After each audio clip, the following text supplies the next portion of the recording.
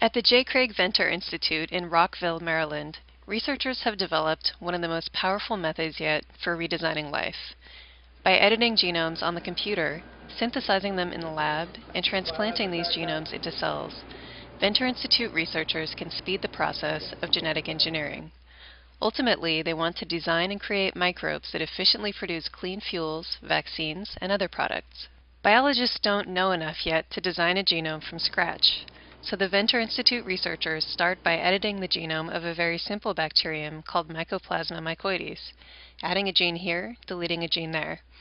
They use software to divide the genome into 1,100 pieces, then use a DNA synthesizer to produce those pieces from bottles of the chemicals that make up the genetic alphabet.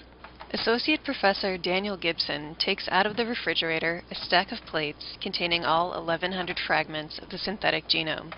The key step in the Venter Institute's process is tricking yeast cells into stitching together these pieces to make the whole genome. Using a pipette, Gibson selects 10 sequential fragments from the genome and mixes them with a solution of yeast cells. He'll then incubate the cells to give them time to put the fragments together, creating a sequence that's 10,000 base pairs long. These longer fragments will again be pooled with yeast cells that stitch together 100,000 base pair long sequences.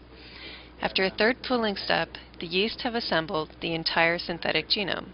The synthetic genome is just over 1 million base pairs long, but even a small genome is a gigantic, fragile molecule.